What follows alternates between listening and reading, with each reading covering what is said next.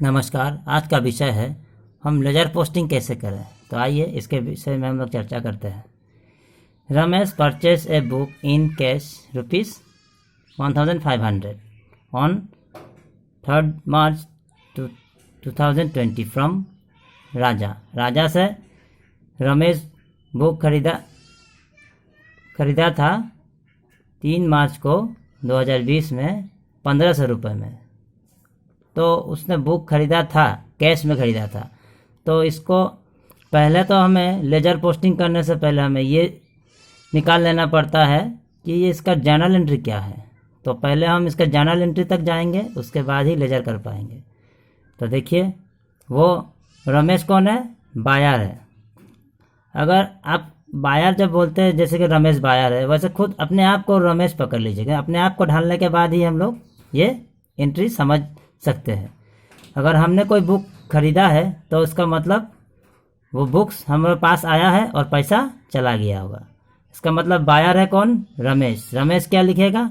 रमेश के पास क्या आया है? Books account debit to cash account, अर्थात बुक्स आया है और क्या है? पैसा चला गया है। तो ये होगा आपका जर्नल। तो जर्नल हम लोगों को पता रहेगा तो ही हम लोग लेजर कर पाएंगे। तो आइए लेजर करते हैं। तो लेजर के लिए कैसे हम लोगों को पता ही है कि एक टेबल बनाना पड़ता है जिसका एक तरफ बायां तरफ होगा डेबिट और उस तरफ होगा क्रेडिट।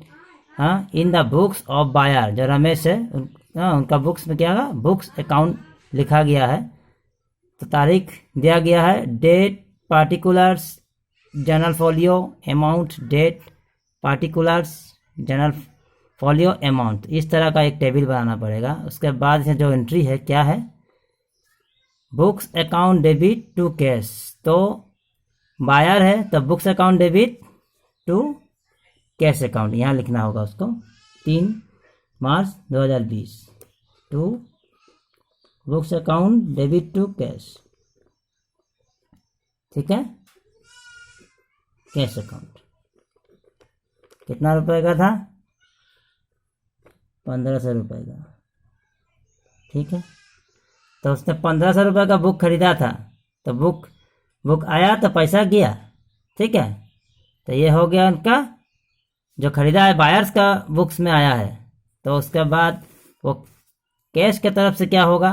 तो कैश अकाउंट क्या हो गया था? कैश चला गया था। तो क्या होगा? Bye books. तो बुक्स आया था ना उसके पास, तो बाय बुक्स होगा। Bye books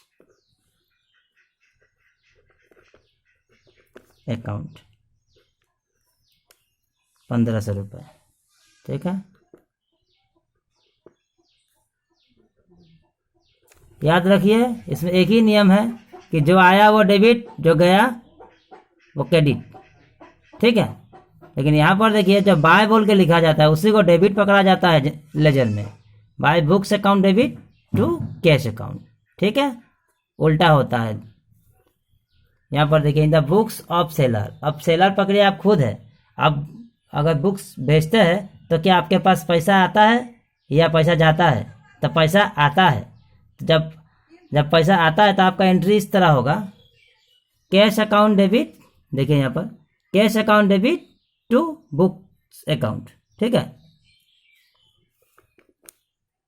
books account. तो आप जब बनाएंगे आपका यहाँ पर तो क्या होगा? पैसा आया था तो cash account, by cash account.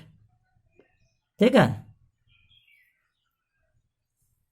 यहाँ देखिए by cash account.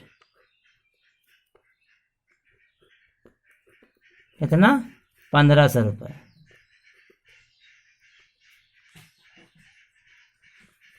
Cash account debit to books account, क्योंकि आप सेलर है, सेलर का पैसा आता है और बुक्स जाता है। तो क्या करा? बुक्स अकाउंट में इस तरह से करना पड़ेगा। और कैश के यहाँ क्या होगा? उसका कैश अकाउंट इधर पकड़ के इसको cash account debit to books account, to books account.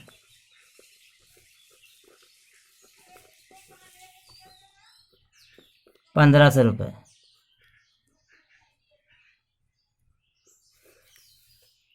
तो जब आप खरीदते हैं तो अपने आप को परचेसर पकड़िए, और जब बेचते हैं तो अपने आप को सेलर पकड़ लीजिए। और अपने आप को सेलर पकड़ेंगे तो पैसा आपके पास आया, तो पैसा जब आपके पास आया तो कैश अकाउंट इधर को पकड़ा जाता है डेबिट।